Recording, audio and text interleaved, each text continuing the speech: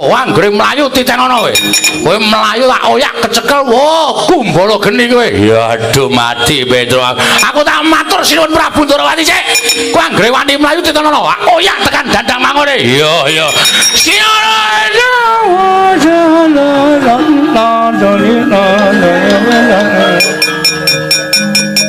Braok men ora. Mboten ngerti nek sampean teng riku ayo. Lho, iki sapa Petruk? Wah, sampean telengane. Jane sampean pun priksa ning ming masrahke perkara karo Petruk to. Lho, tak nggo jajalan tiping panggrahi tamu. Nyatane lantip. Oh, iki piye? Lho kuwi sapa? Iki Baladewa mau. Oh, ngono to? Heeh. Lho, kok ora basa? Oh iya. Lali kula, lali dengkulmu mlocot ora. Nggih, heeh. Niki Baladewa aku. Oh, la edan. Lah kok panjal maning Jaramaya? Nggih. Waduh.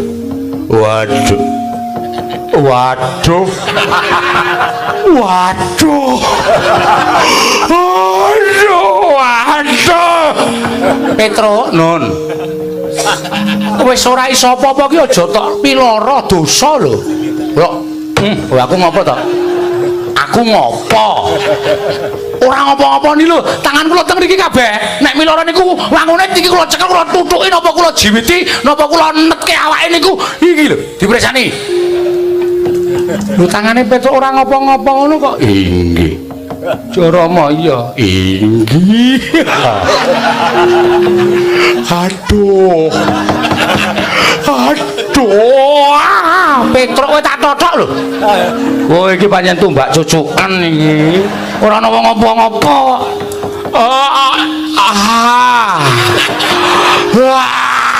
Petruk, sik tok. Oh, lah iki apa kepidak iki apa? Tak kira nek kerikil. Angger tak jokke kok lara dun.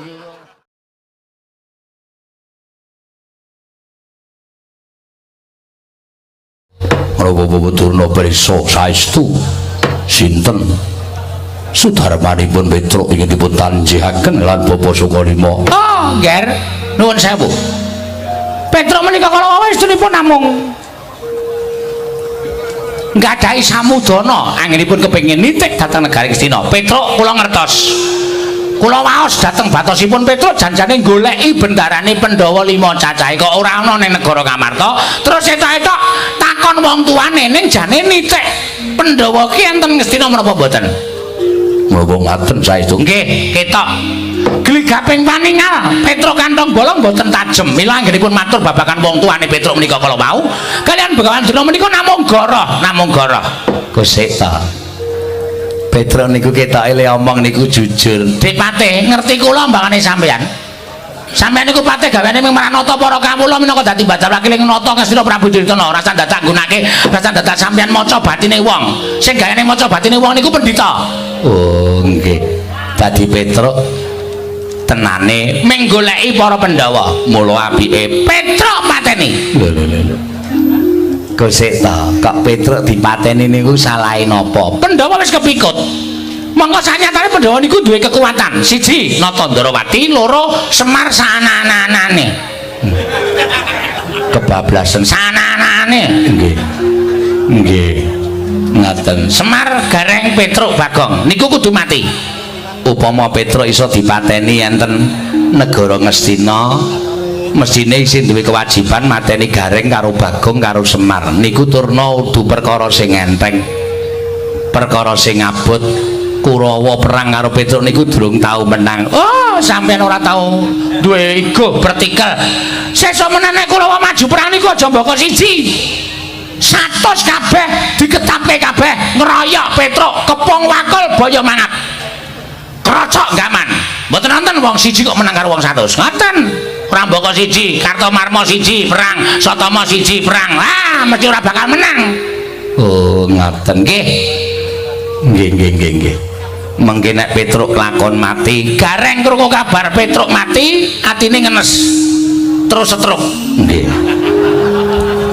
Bar niku terus saya ringkih, saya kuru mati. Oh. Mengke Bagong krungu kakane loro mati terus darah tinggine kumat. Nggih. Tensine dhuwur. Nggih.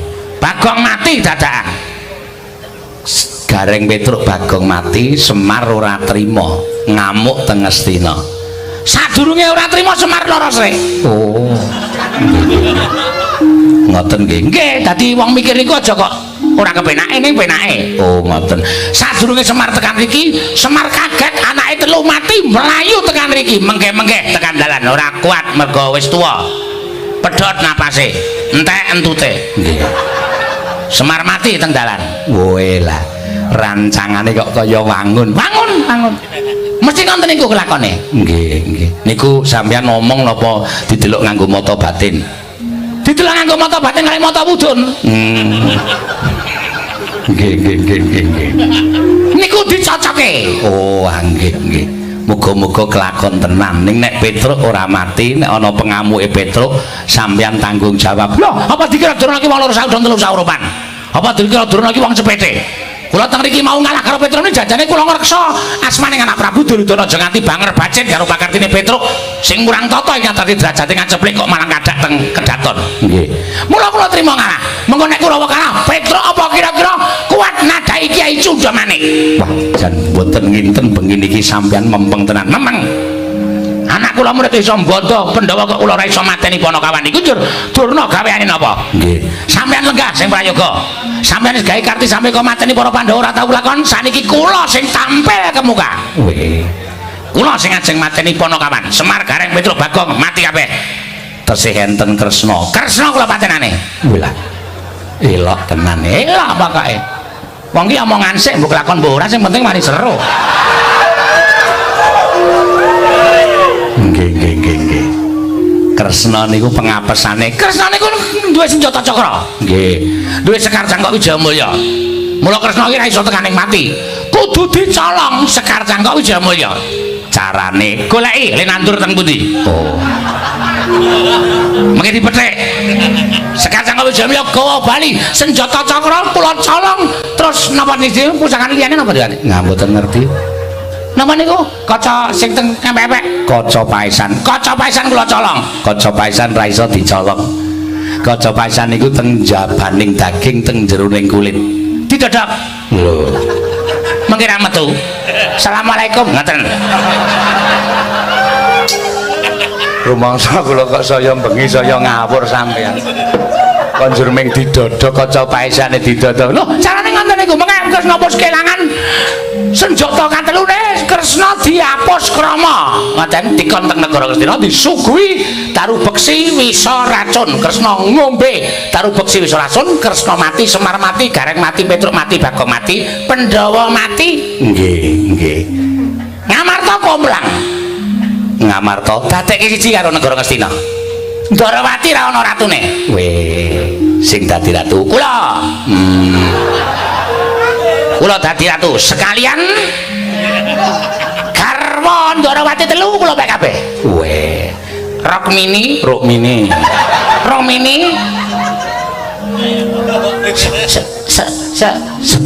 Setyabama kali Jembatan Merah Jembawati kula pek. Nggih. Mengku garwa Begawan Durna. Nggih, pun monggo sakar jejuluk Begawan Durna almarhum. Ah nggih. Begawan Durna almarhum alhamdulillah pun mboten nonton kok pun monggo sampeyan ling rantam sak penak sampeyan. Lho kudu ngono Depate, kudu ngono. Oh Durna Pamanarya. Wonten dawuh nggih. Wonten dawuh dipun sekecaken anggenipun paring pangandikan. Dipun anggep kemawon mriki mboten wonten Alindra Ngastina. Monggo dipun sekecaken anggenipun sami jagokan menawa betah kula betakaken unjukan. Mutiar. Senengane anggere wis omong kok njur nyerweteh. Nang kene iki eneng ratune kok sampeyan sak penake dhewe. Oh, sampeyan sing marahi yo. Nek mboten sampeyan mboten marahi ora bakal kula omong terus sampeyan takon terus omong takone ora diangsuli mung sampeyan gelo atine.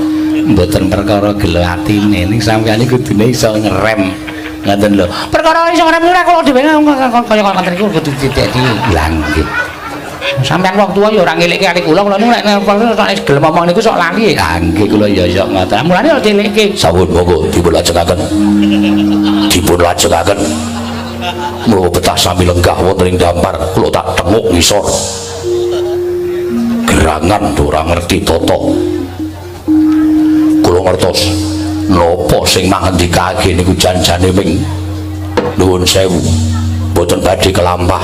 Nek nyatanipun Pandhawa sampun kepikut perkara Pandhawa mati niku mangke manut karo anut lakuning wekdal nanging langkung wigati ora sadadak merbuk patine Panakawan patine Koko Prabu Ndorowati patine Pandhawa urung kelakon kok pikirane do tekan kono-kono. Nggih. Pun manggakan pawan wonten dawuh boten sah miwiti Guneman. Oh inggih ngestaken dawuh mang budhalke para Sata Kurawa melapat lakune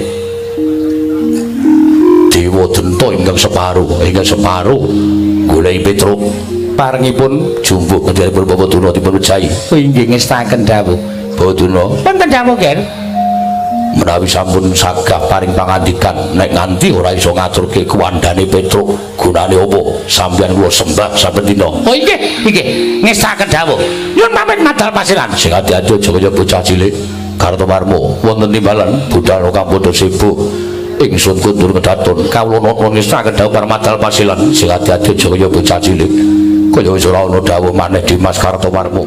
Nek jane aku apal karo pambeganing Begawan Durna aku apal karo sipating wong-wong Kurawa pendak-pendake ning perkara kaya ngene iki terus kon nunggu ning alun-alun terus Kurawa digetapke kon goleki menyang endi durunge Petruk ning pancen niatku tak cobane Durna iki pancen ngugemile dadi pendhita apa ora nek pancen ora tekan kene tak anggap Durna kuwi pendhita sing putih ming kethu karo serbane ning jeroane lethek gedhoane lorek atine ora resik nek yen tekan kene tenan tak anggap Durna kuwi pancen pendhita sing ngugemi karo pengedikane lah rak tenan to ora lidhok ujare wong daplok rantak-rantak lakuning para Sata Kurawa genah tak sawaska kene ora ana tindake Begawan Durna pokoke wis dadi niate Petruk tinimbang bali nglenthung ora entuk gawe nadyan dadi tekaning pati nek negara Sira tak wujude ya nek pancen pengen nyoba karo Petruk kaya ngapa wujude para Sata boten mangling Ndara Kartomarmo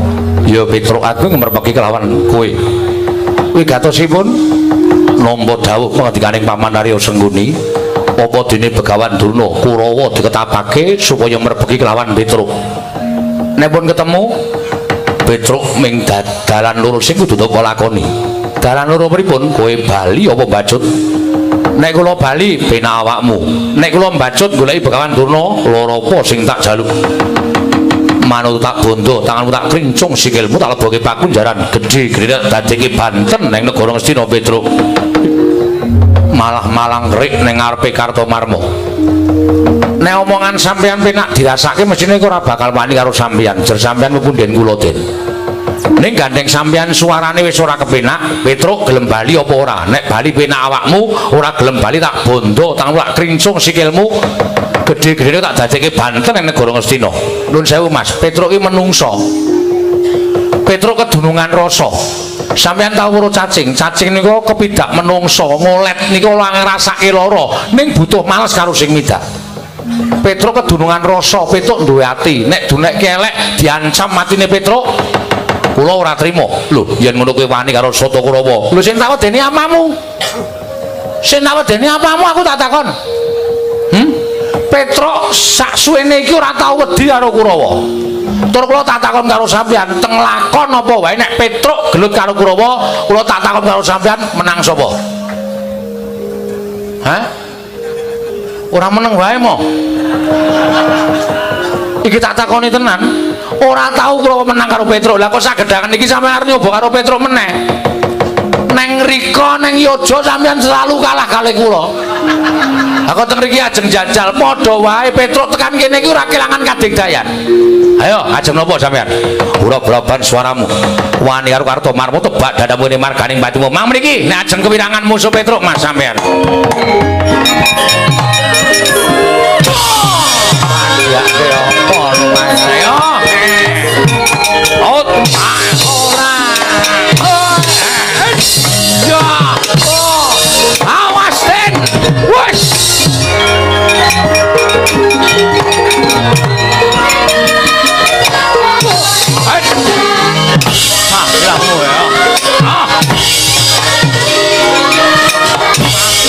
Anda. Ayo, maju.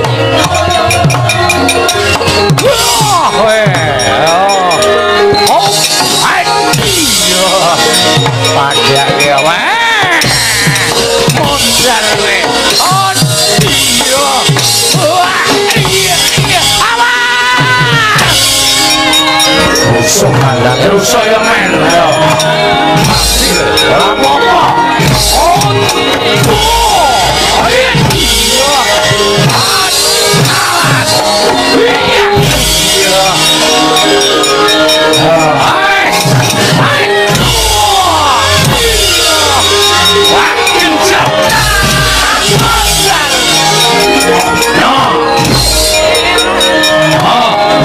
Ora apa-apa adake.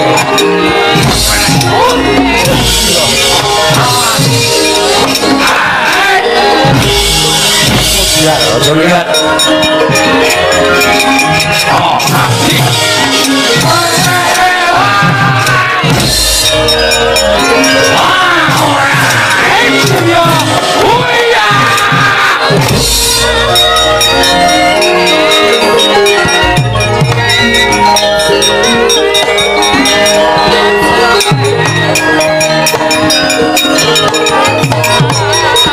Gowo bendul ya menangane iki.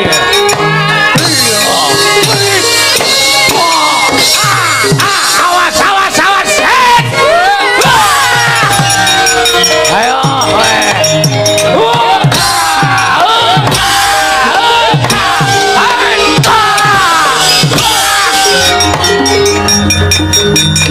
Petro, non. Ayo mundur. Kowe nyawang aku katon apa? Ndara Jayadrata. Sampeyan dadi piranganing Kurawa, sampeyan punden kula. Sampeyan sinuwun Prabu Jayadrata.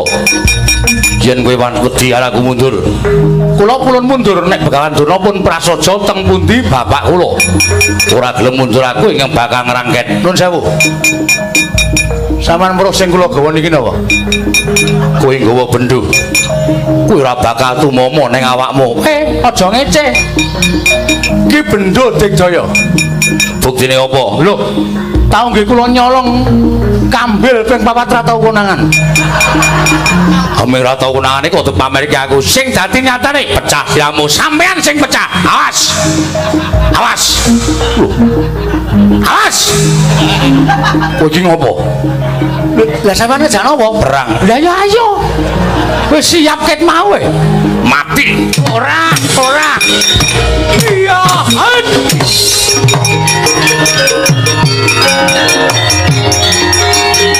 Oh.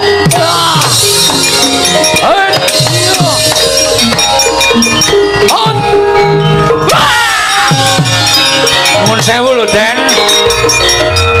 Man piye? Ngopo nggih ajeng kewirangan terus Kurawa, Man? Kewirangan bab apa? Nyatanipun wungsal wangsul mungsuh Petruk monggo kula menika pangeran pati. Lah iya. Ning nyatane mboten teng mriku kok mesti kalah karo Petruk. Kula niku dadi kadang nata nganti isin terus kekuatan kula niku nggih napa? Lah ngono kuwi dienggo koreksi diri. Dienggo koreksi diri nek Kurawa ki mling-gleleng ming nang omahe tok. Metu sithik mungsuh Petruk wis kalah. Morak-marik diajar karo Petruk. Iya, kula sumanggaken. Godo kula dungani saben malam jemah kliwon napa memper ning dimusuhke bendu weniyeng. Monggo godo iso disendal bendu mampir teng bathuk kula. Nek landhep mesti wis tekaning pati. Aku wis dirancang karo Petruk kok. Petruk ki ra tau seneng natoni wong. Ning nek nglarani seneng dadi bendu iki ora marai mudu gedhe ning menjoto ndase. Inggih. Kula sumanggaken mati kula man. Jayadrata iki. Kowe iki ratu lho ngene kok ya dadak nyekel Petruk iki ngopo malah kewirangan. Kula tubruk dheweke endo bendu tutuke sirah kula. Kula sumanggaken man. Lah dalah. Sapa ya sing wani nyekel Petruk? Paman kula atus minggah. Sapa iki? Swatama. Mangkat to, Nggih. Nggih, ngestaken dawuh.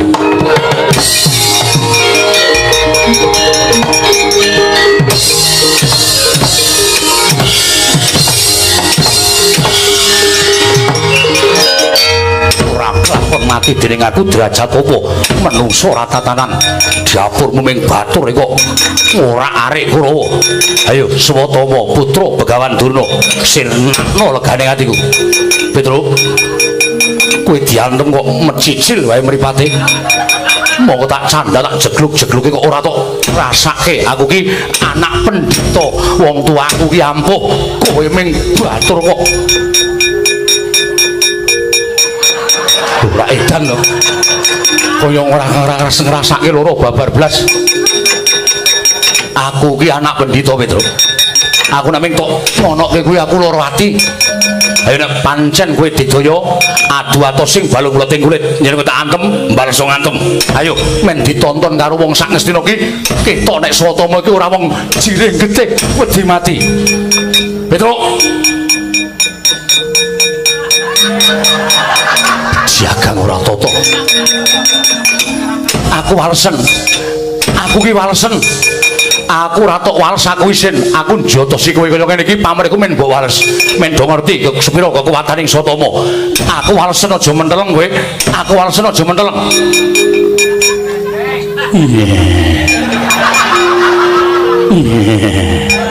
kowe iki ngopo kowe kowe iki takon males malah iya aku ki walesen kowe njotoso genti tuprok malah cangkeme mencucu kowe iki ngopo kowe aja nyepelek karo aku kowe tuprok kowe iki ngopo kowe jotosi kok malah iya ngopo kowe aja ngarake atiku lara nek mentoke je kaya ngono kuwi tuprok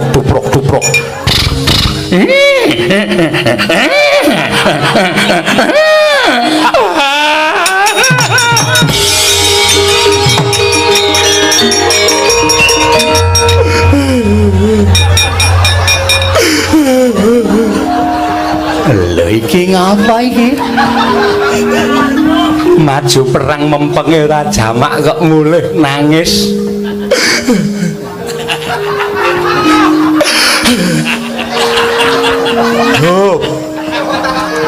Hop, inggih man. Napa? Kula ngajar Petruk. Iya, aku weruh. Petruk kula antemi kula jotosi sirah kula jebles-jebleske lemah. Petruk niku ora ngrasake lara. Bareng kula ken males. Petruk aku putra pendhita, walesen. Aku isin ditonton wong semene. Petruk niku males kok nglarake ati suwe-suwe. Petruk ngapa? Ngenten iki, Mas. Ngenten iki. Iya, ngenten iki. Terus kali cangkeme. Terus sikile tuprok.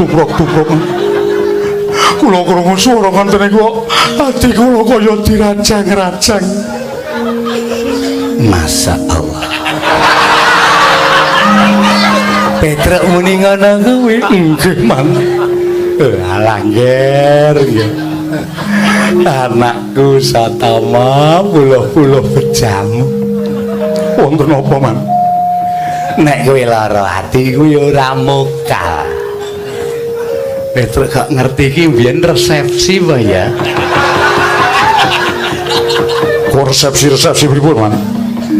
Kowe aku tak omong ning aja lara atimu, mboten nek paman bloko kali kula malah lega ati kula. Tenan. Nggih. Petruk ngono kuwi ngandhake nek kowe kuwi anak jaran. Paman. Iki ana wong tak jotosi. Ibu kula niku widodari. Ibu kula niku widodari kok sampean ngunekke kula anak jaran. Widodari ning keleke papat. Keleke papat pripun? Ateges wujude jaran. Lho. Napa nggih? Domongi ya. Mula atimu lara Petruk ngono kae nyemoni karo kowe. Nek kowe kuwi anak jaran. Jari Kanjeng Rama dawuh kalih widodari. Iya ning wujude jaran. Wis ora usah kuwatir sesuk kowe sih delo meneh mesti nggo balapan. Bu balapan pripun? Lah iki ra mengkari ngenteni kelas-kelasan ta iki. Kowe sesuk mlebu kelas A. Nggo balapan. Napa wis ngeten men? Lha damangi ya.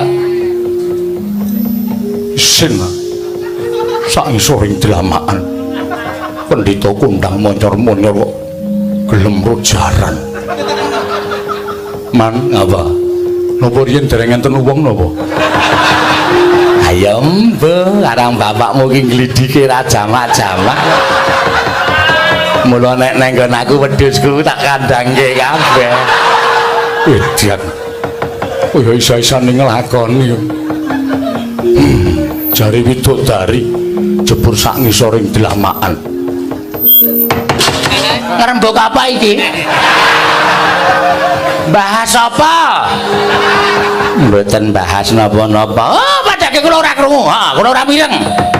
Dek Pate, pripun? Sampeyan iki wong tuwa napa bocah? Nggih wong tuwa. Wong tuwa asa tama cara ngerti kok mang dunung-dunungke, mang cetak-cetake. Seneng sampeyan, bahagia, nggih. Bunga. Mboten kok omong-omong. Seneng nek Begawan Durna kepirangan, keparat to lah. Ketoke konton jebul mungsuh sampean. Ah, Petro Gandong Balong. Kowe ngino karo Swatama, saiki salin bubuhan ora perkara aku menaki ngerti menyang ngendi bapakmu. Ning perkara kowe ngudal-udal wadine Begawan Durna, aku ora nrimake. Mula ora minggat ngarepane Begawan Durna, apa kira-kira kuat nadahi Kyai Cundamane Petro Gandong Balong. Tuprok.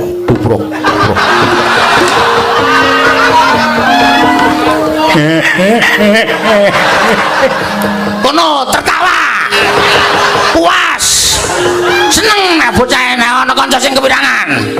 Mboten kok cengengesan. Ora Petro kowe aja ngino karo Begawan Durna. Iblis lanat kowe ya. Ayo nek pancen ngene karo Begawan Durna aja ngece. Ayo tantangono Begawan Durna. Tubruk. Tubruk.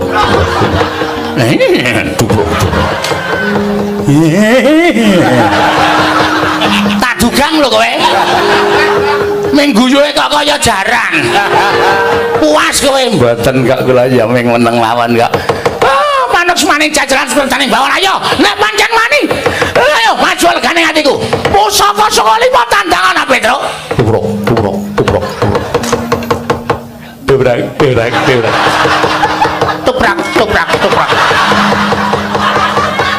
Wedhus. Ya ini malah ngejak balapan jaran penyakit. Oh, gugu karepe dhewe. Gumun ae. Petro ile ngerti ya saka ngendi saya kaya isa kaya ngene. Kok ngerti wadining Kakang Penemban Durna. Indah-indah nek ana kawan pinter iso ngerti karo wadining Kakang Durna. Iya. Sengkuni endah-endah nek Pate nek Perot perkara ece-ecenan ning mboten sah nyandak rai. Perot ya men apa sampean iku wong bener pendhita kok irunge kaya bedet ya men ning ora Perot bedet Pate Perot pendhita bedet Pate cangkepe Perot pendhita irunge bedet Perot bedet rat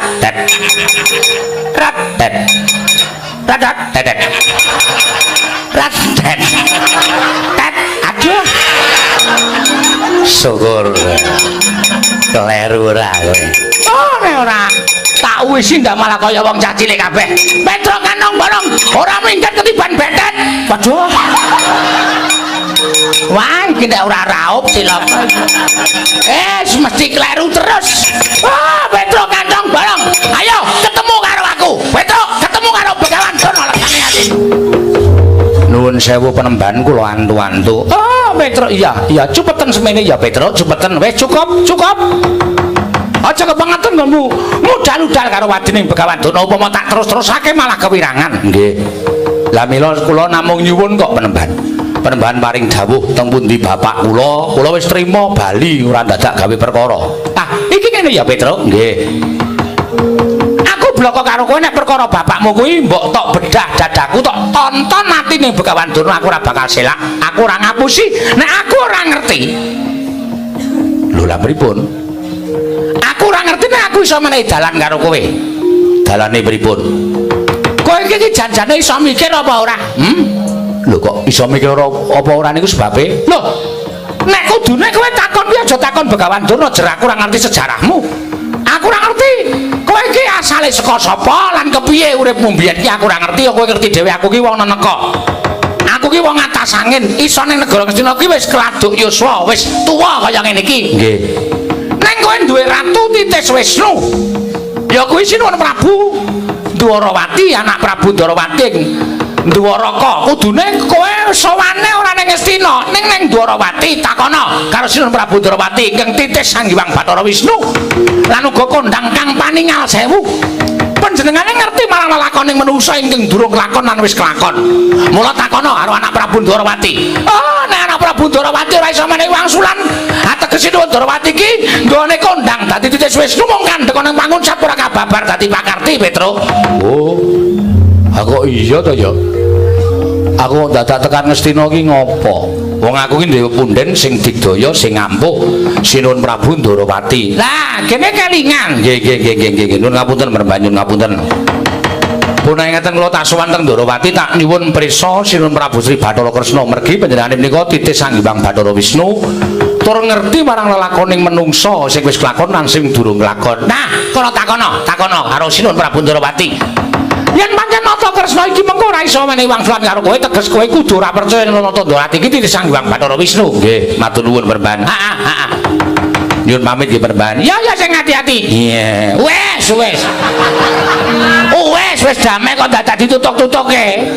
Kula niku guyu. Lah iya guyu apa? Guyu kok kaya jaran. Nah, jenengan sampean krasa pun nggih Perban. Sing hati-hati aja kaya bocah cilik. Nggih, kula tak sowan teng Dwarawati. Iya Petruk. Kono mangkat to. Ndak selak.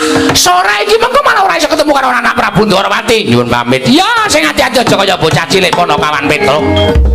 Niwang Sukmana mati luwih ana sasmintaning ingsun jagat wasisaning Ubathara. Pun mangke Koko Prabu. Sawetawis rawuh paduka Kanjeng Koko Prabu ing Mandura. Ingkang rayi Dwarawati ngaturaken masegan panakrami kunjuk sandhep pada paduka Kanjeng Koko Prabu. Jagat Dewa Bathara jagat pangestu Mbara. Ya Kresna. Ora lemun suwiji apa praptanipun Kakang ana ing negara Dwarawati tansah pinanganing kawidadan. Aku ngaturake salam taklimku katur Yai Prabu. Kula pundhing kejimat paripin dayan ana ing ngasantosan. Mugi kasekecakno anggen jengan dika lenggah Koko Prabu. Ya, kaya wis ora kurang kepenak praptanipun Kakang Koko Prabu. Ladan ingkang rai ngaturaken sembah pangabekti kula kunjuk Koko Prabu. Dimas kadangipun Kakang Setyaki tak tampa. Ora liwat pangestunipun Kakang Tampanana kula pundhing jimat paripin dayan oleh kasantosan. Diwaji kula ngaturaken sembah pangabekti kula kunjuk Diwaji Kakang Patih Udawa ngaturke sembah kelawan Baladewa. Ndak tampa tiba sepadha-padha kawula nun. Mugi kasekecakno anggen jengan dika lenggah Kakang Patih Udawa kaya ora kena kepenak praptanipun Kakang Namraja ing Dwarawati. Koko Prabu sumengga pengawak Bajra rawuh paduka Kanjeng Koko Prabu mboten cecala ingkang saderengipun menawi kepareng kawedharing kathah tumunten ngababarna nanging menawi wadi tumraping para kadang sentana suwawi kula kanthi manjing saklebeting kedaton pepanggan catur netra kelawan ingkang raying Dwaraka Koko Prabu Mandura. Kresna kula men maring adhawuh ingkang sepisan praptanipun Kakang Namraja Dwarawati iki tetinju marang kayiwananing Siadi lan sak kulawarga syukur Yayi. Dene tansah ayoman dening panguwasaning Dat Kamur Wengdat ndadekake bombong penggalingipun Kakang. Kawula nuwun ngestaken dawuh paduka Kanjeng Koko Prabu. Dene dungkap ingkang angka 2 wale-wale apa? Sawanipun Kakang Namraja Dwarawati iki dinuta dening Kyai Prabu Duryudana. Lho, Kyai Prabu Duryudana handuta dhateng paduka Kanjeng Koko Prabu. Ya. Yen ta wis ana telung candra itung klungganing dina samengko iki negara Ngastina ketaman pegebluk akeh para kawula ingkang esuk lara sore ketiwasan sore lara esuk tekaning pati mongko madal saliring usada wis ora kurang-kurang gone ngrawake para brahmana winasih sewa sugata miyang para nimpuna supaya nambak rengkaning praja paranjening katindakake gagar wigar tenantuk karya nalika semana Yai Prabu Ngastina tumuli matur kelawan pun Kakang yen to negara Ngastina bisa waluya nirmala temah jati jati temah mulya yen to tinumbalan utawa ora ketang sedhela tinunggan wujuding pusaka Ndarawati kang aran Sekar Cangkok Wijaya Mulya mula Yai pratanipun Kakang ning Projeng Ndarawati iki mbok ana mulunging penggalih Yai Prabu Kresna maring ana ngampil wujuding Sekar Cangkok Wijaya Mulya bakal ndak boyong marang Projeng Ngastina ingkang wigati dadi srana usadaning negara Ngastina Kresna ora pangling iki kaya Petruk ingkang sowan kanthong bolong Madararja sapratamu pangestunipun Sinuwun Ndarawati wilujeng ana apa Petruk sowan mongko tanpa tinimbalan matur marang panjenenganing sun apa saka karepmu dhewe apa dinutuh dening pundhenmu Pandhawa nuwun sewu kabaring ing sampun kula tampi bilih Pandhawa minglar saking negari Ngamarta uncat mboten wonten dipun ngartosi wonten pundi lenggahipun para Pandhawa mila sowan kula menika saking pikajengan kula piyambak sinuwun kula menika nyuwun kewelasan lho kewelasan bab apa Brana Picis apa piye mboten lah bab apa Petruk kula niki wau bar sowan saking negara Ngastina wigatine kula niku ngerti nek Begawan Durna niku pendhita ampuh mula terus kula takoni janjane bapak kula niku sapa mila ngantos dados daredah teng negara Ngastina sawetawis tumuli Begawan Durna paring dawuh kalian kula Petruk nek kowe takon aku jujur wae ora ngerti bapakmu ning jane kowe iki kurang gawean lah kurang gawean pripun meremban kowe iki rak ndhewe punden sing ampuh digdaya ya kuwi Sinuwun Ndarawati kang titis Wisnu turta kang paningal sewu mbaya njajal takon Sinuwun Ndarawati kono aja takon aku wah terus mak piar pikiran kula ha terus kula mriki niki wigatosipun kula nyuwun priksa bapak kula menika sinten Petruk nun kowe ora edan to ah mboten lha pripun yen kowe ora owah kowe iki mestine ngerti jagat ngendi wae nekseni yen to kowe kuwi anak Semar maksud saya tidak itu kuwi basa apa ha sampean kurang gaul karep kula mboten ngoten bapak niku pancen bapak Semar niku pancen bapak kula ning niku rak bapak sambungan kula mung arep takon janjane Sudarma kula niku sinten bapak kula niku sapa ning dudu Semar lho dudu Semar sampeyan ku desa maring dawuh sampeyan ku desa menehi pepadang karo Petruk nek sampeyan ora iso ngendikake bapak kula sapa wiwit dina niki Begawan Durna paring dawuh nek Sinuwun Ndarawati ora iso ngendikake bapakmu sapa Truk nek ngono kowe kandha karo masyarakat akeh nek Sinuwun Ndarawati sing titis Wisnu kae mau jane mung ngapusi sebab ing atase dewa kok ora ngerti karo bapakmu ngaten niku lah jagat Dewa Bathara nggih pripun lah kowe nek takon karo aku perkara bapakmu jujur wae Petruk aku ora ngerti oh nek ngoten kula tak teng percetakan lho ngopo lho nyetake pamflet Sinuwun Ndarawati bukan titis Wisnu berita bohong hoek hoak kok hoek ora hoak jagat Dewa Bathara ya mungsuh Panakawan ki kepojok ngene iki lho mesti ngene wae Petruk pripun nek kowe wong pinter Ndarawati katon madang ning sak temene peteng nggih waduh iki jero iki yen kowe wong pinter wong lantip panggraitane tok sawang Ndarawati katon padang kencar-kencar kaya ngene ning janjane iki peteng nek merem ora lah terus pepeteng Ndarawati kuwi gawenen padang nek kowe iso gawe padang negara Ndarawati kowe tak kandhani bapakmu sapa tenan apa niku lho tenan Petruk iya Petruk niku ya wong pinter padange rumangsane yen pancen kowe wong pinter saiki apa ingkang marai peteng negara Ndarawati aku tak takon nuwun sewu kula tak nyuwun mriksa Sinuwun Mandura lenggah teng mriki butuhe napa nyuwun ngampil Sekar Wijaya Kesuma Terus alasane Sekar Wijaya Kusuma dienggo tumbal negara Ngastina merga negara Ngastina wis 3 dina iki utawa 3 sasi ke Taman Pegebluk. Sing kandha sapa niku? Lho, kok Prabu Baladewa? Niki. Iya. Hah, candak masalahe saiki. Lho kok candak masalahipun? Sampeyan meneng mawon iki kula uruse. Urus sing alus to Den ora kon luru mata-matake wong tuwa. Lho, nyatane kowe bareng madhep aku mripatmu mandeng karo aku tanpa kedhep. Sajahe kowe cubriya karo aku. Mboten perkara cubriya. Kula niku mung manut karo perintahing sing kagungan dalem Sinuwun Ndarawati. Petro, nek kowe iso madhake kana negara Ndarawati, bakal meneh ngerti bapak kula sapa. Lah monggo barang kula takon Sinuwun Prabu Mandura Rawuh mriki wigatine nyuwun Sekar Wijaya Kusuma. Nggih to? Yo. Kangge napa? Kanggo tumbal negara Ngastina ingkang wis 3 sasi ke Taman Pegebluk. Akeh para kawula ngene sore tekaning pati sore ora iso ketiwasan. Bisane walirane Nirmala Tumajati yen to tinumbalan Pustaka Jamus utawa Sekar Wijaya Kusuma. Nah, candak teng mriki niki. Lho, kok candak piye? Kula caosi prisa. Niki kula bar saka Ngastina. Niku ora ana pegebluk, aman-aman mawon, uripe kawula tentrem wae. Lah kok sampeyan ngendikake ana pegebluk niku niki kula bar saka negara Ngastina.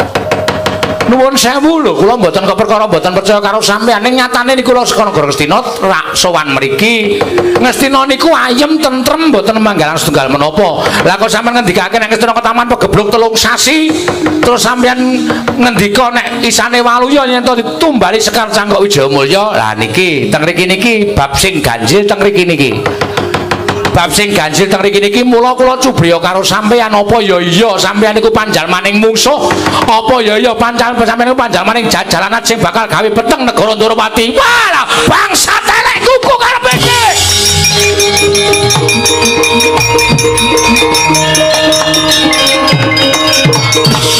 Menungso ora tatanan panusmaning jajalanat iblis sanat Petro kantong bolong ngarani Baladewa panjalmaning mungsuh ngarani Baladewa panjalmaning jajalanat. Kowe ora ngerti aku ki kadane Nyai Prabu Ndarawati tekan ngene mesine member nek le member ning alasane sing ora member. Petro aja ngono. Sampeyan niku meneng. Kok dipasake kula kok Petro apa niki masalah kula. Wis to kalah cacak menang cacak nek kleru ya wis. Wis lah berarti Petro mati ngono wae. Nek bener ya niki bakal padang. Ya wis sakarepmu. Yai Prabu Ndarawati. Yai Prabu Kresna. Lah kok dadi malah sajahe kowe ndombani karo Petro kandhong bolong. Ndakmu karo pun kakek iki panjalmaning mungsuh. Nuwun sewu Koko Prabu kula mboten saged tumut-tumut perkawis menika. Lho, lah kok ora iso melu perkara iki piye?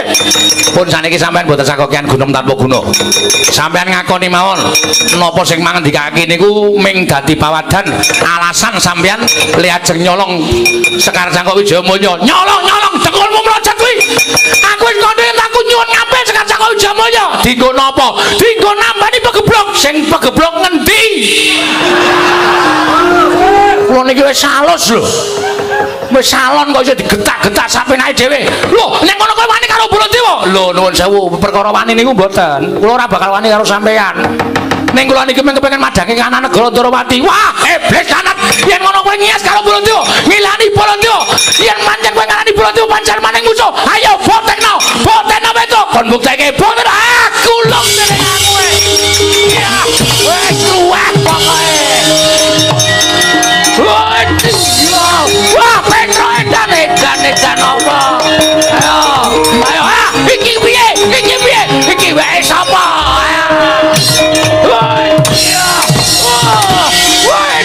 Waduh, piye pokoke? Ati aku wah.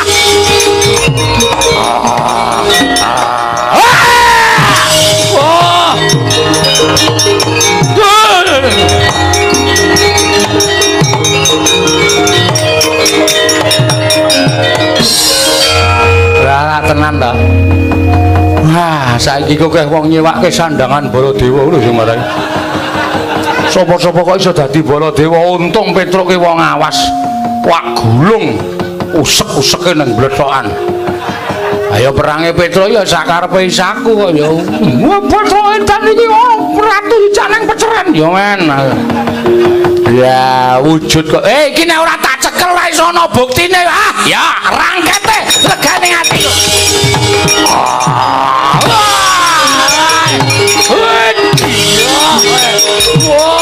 Weh apa? Kamu kawan? Waduh apa?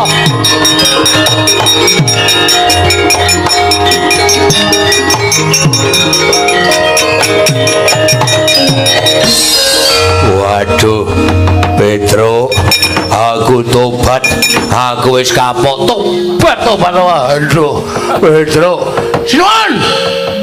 Sinuwun Durawati. Halo. Gus mang tindak mriki Den. Niki lho, kowe iso madangke kanan negara Durawati kula nagih janji sampean. Sinuwun. Wah, jan malah turu kok ya kersane.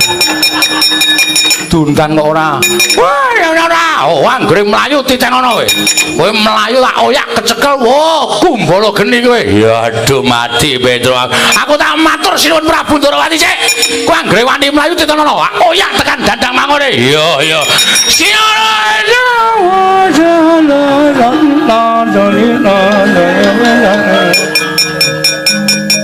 Braok men ora.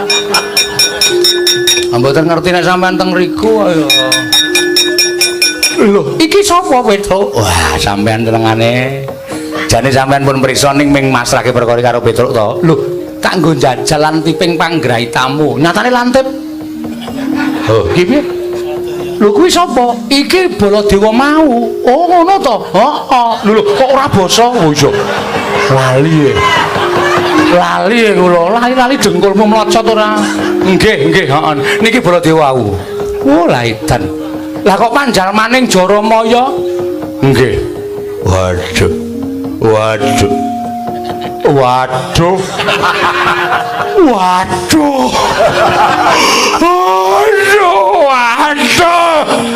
Petro, nun. Wis ora iso apa-apa ki aja tok pilara dosa lho. Lho, aku ngopo to? Aku ngopo? Ora ngopo-ngopo ni lho, tangan kula teng mriki kabeh. Nek milara niku wangune iki kula cekel kula tutuki napa kula jiwiti, napa kula netke awake niku. Iki lho, dipresani. Lho tangane Petro ora ngopo-ngopo ngono kok. Inggih. Jaramaya. Inggih. Aduh. Petro kowe tak totok lho. Oh iki pancen tumbak cucukan iki. Ora ana ngopo-ngopo.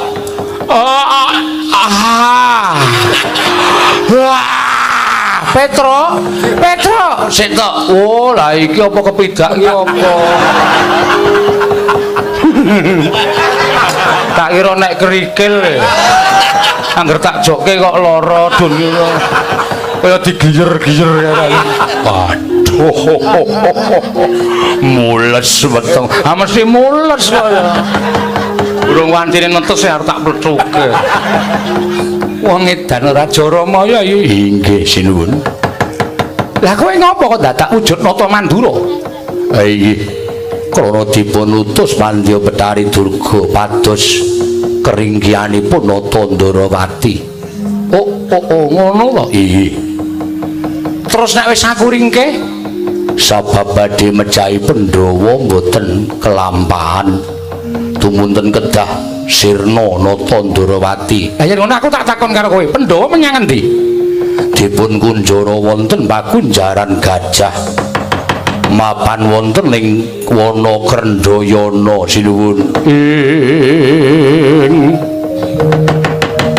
Kresna sinayang manggelung mintonaken Dewi Kramanira.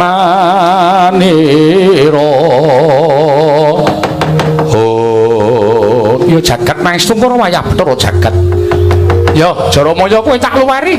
Merga kowe swani prasaja menyang endi dununging para Pandhawa? Nggih, Baliya. Lho nggih ngestakaken dawuh.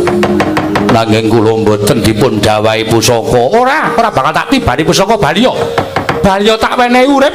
Aku mengko bakal jumujuk ning wana Krendayana ngluwari adi-adiku Pandhawa. Waduh nyuwun pamit sinuwun.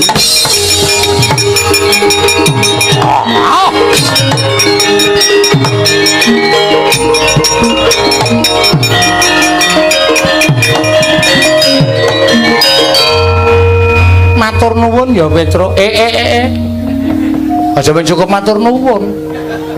Sing ngendika Petruk, Ndarawati ketika tur madang ning weteng Petruk. Wau sinten? Setan kuwi ngrungokne suaraku kok ya persis to ya. Halo ning ngono ora sapa-sapa persis to ya.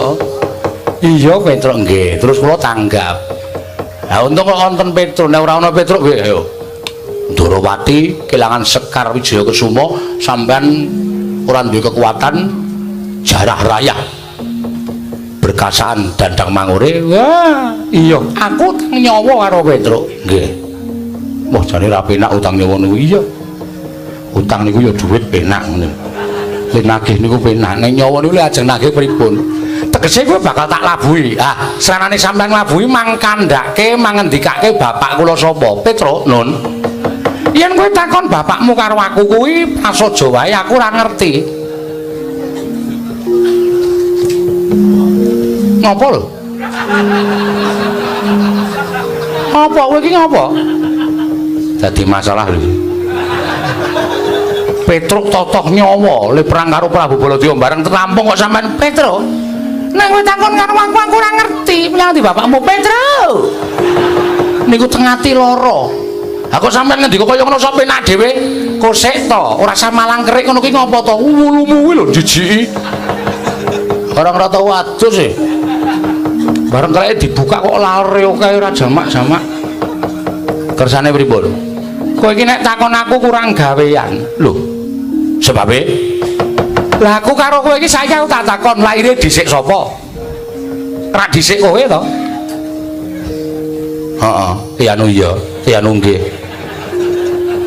Lah saiki yang lainnya dhisik kowe kok takon aku kuwi padha karo kowe takon bocah wingi sore. Coba to, pitungan nganggo nalar sing ganep, apa memper, apa wis sak trepe? Oh iya. Ha terus? Nek kudune lho kowe takon bapakmu sapa iku kudune sing lair sak ndunge kowe iki sapa? Ana. Sinten? Lho, Gareng. Oh, iki Petruk jeneng. Dadak neng Ngastina, dadak neng Ndarawati, aku kuwi ora duwe kakang Gareng to ya. Lah gene kelingan nggih. Takono kakangmu, bapakmu kuwi sapa saktenane Gareng rak mesti iso crita. Lah nek Gareng ora gelem crita, lho, Jata sing apa? Siap Jata sanera.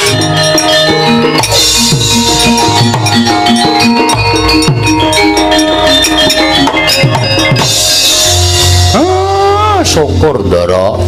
Wiwit purwa madya wusana rancak niring sambikala. Ya. Sejatosipun sedaya cariyos ringgit menika ngemut surasa piyambak-piyambak. Gumantung anggenipun sami angun cek itu ing gelar lan nanggulung ingkang sae monggo dipun pendhet sageta kinarya sangu gesang bebrayan ingkang awon dipun bucal tebih sampun ngantos nyandung nyrimpet lakunipun para titah. Ya Semar purnaning gati menawi wonten lepat kula sak kanca nyuwun pangapura. Mbok menawi wonten wekdal ingkang prayogi benjang sageta pinanggih malih nggih Den. Ya Semar